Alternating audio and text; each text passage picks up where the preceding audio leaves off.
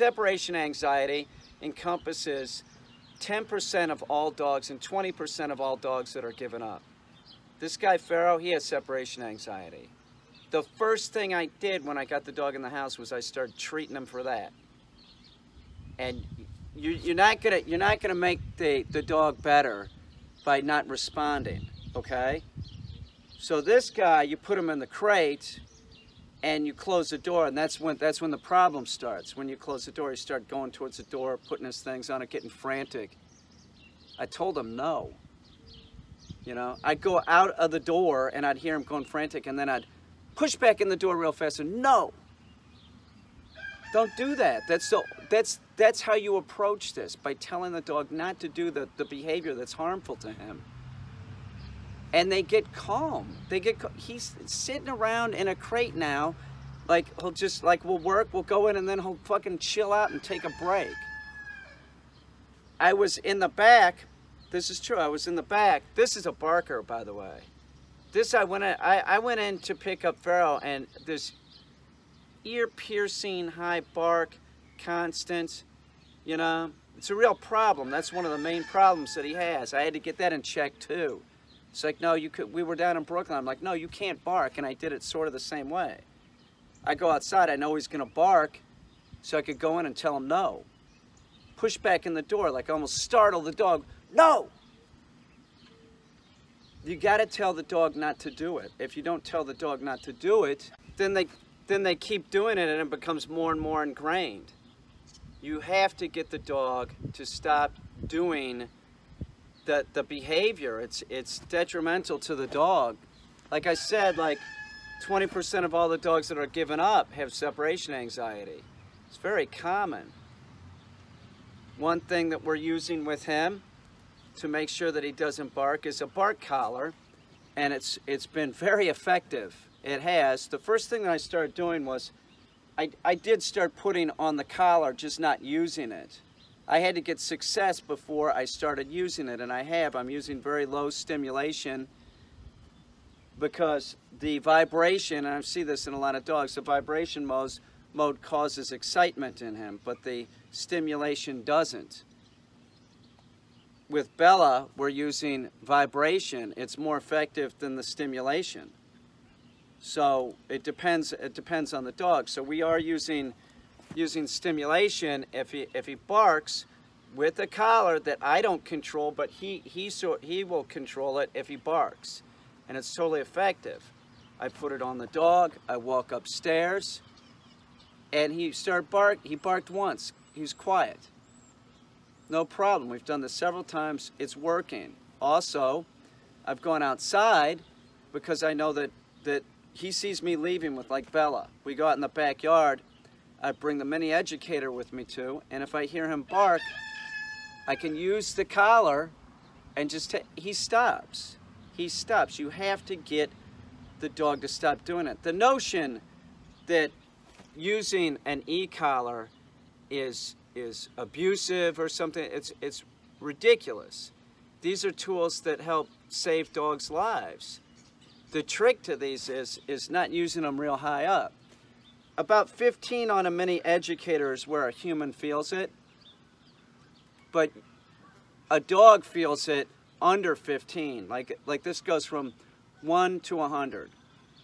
I use the settings 15 and below, generally speaking. Some dogs I'll go higher up, but generally speaking, it's conditioned in just so the dog sees it as an annoyance, and it's, you know, you're annoying the dog. Well, you teach the dog to turn off the collar, right? And they be quiet. You know, it reminds the dog, hey, listen, you don't need to do that, dog. Don't stress out, I'm in charge. He might know that I'm turning the collar on, or I'm putting the collar on him. But the dog also knows that he can turn the collar off by becoming compliant. These are highly effective tools for dogs with, like, pica, dogs that, you know, it's just an effective tool if you have a dog, but you have to know how to use it properly. Don't start zapping the dog, and you should use it absolutely as low as possible.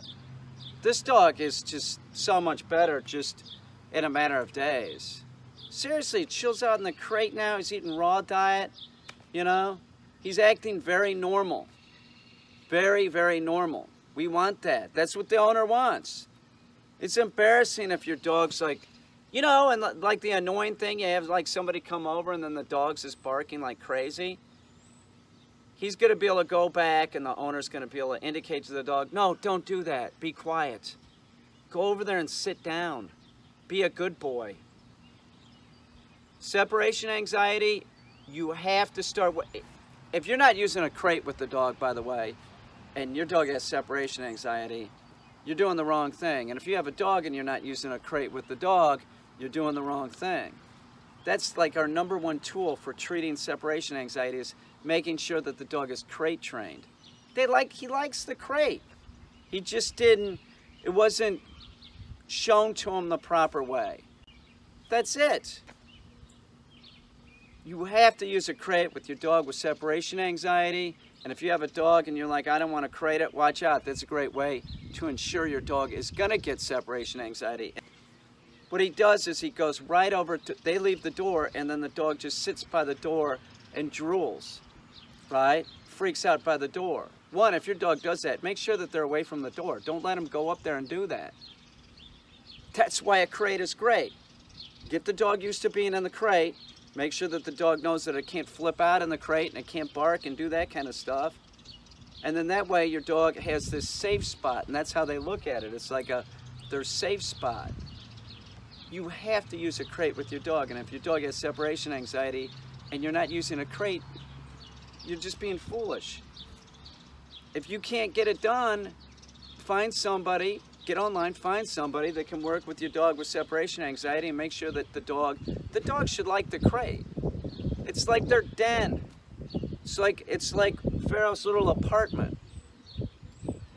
Work with your separation anxiety dog, because I'll tell you what, they're not happy. The quiet dog is a calm dog and a happy dog, and it's great seeing him. Man, I go in and he's in a crate and he's just chilled, you know?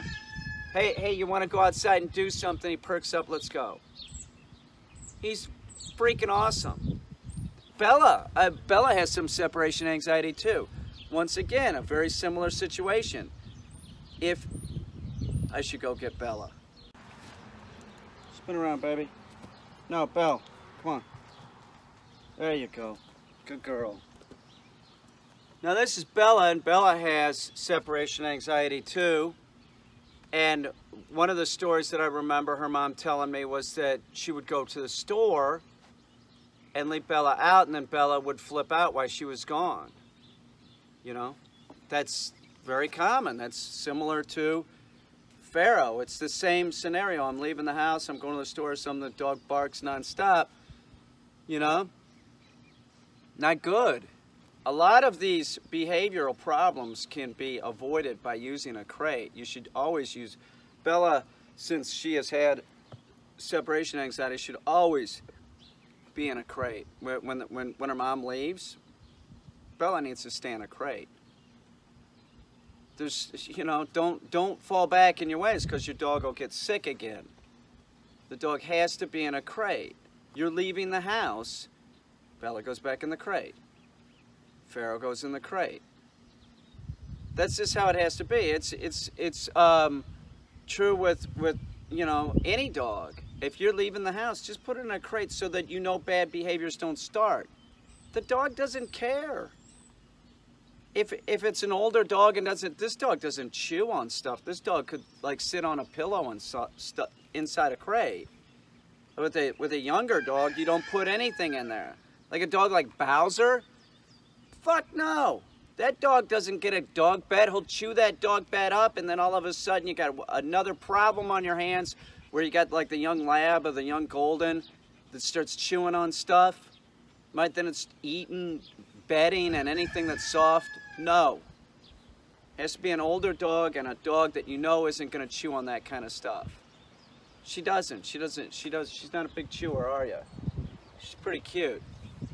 But you have to use a crate. That's your #1 tool that you use with your dog so it doesn't get separation anxiety, and it has separation anxiety. You have to use it to get it better. And you have to tell the dog no. If you're not going to tell the dog no and do it in an appropriate manner, your dog won't get better. In other words, if you don't really know what you're doing and you're real frantic, you know, that's not going to be good. If your dog isn't trained, do you understand, like Belle, like since, excuse me, my nose itches, pollen. Since she's been here, we've taught her no, that no means she's doing something wrong. We've conditioned that in using my voice, leash corrections, the e-collar. So if she's doing something wrong, her mom can indicate no to the dog, and it'll make sense. But if your dog doesn't understand it and you're just going in there screaming, no, stop doing it, the dog might just look at, what the fuck? It's been tied into her, like, I say sit, I get a refusal. No. Do you understand? You have to train your dog to get it better too. They follow direction great. I tell you, that little freak in there, Pharaoh, man, that dog really follows direction great. With the hand, you can point. You can teach this dog casting, you know, high drive little dog. You have to give him direction. So, I think I just heard Pharaoh. See if he barks again. I have this with me.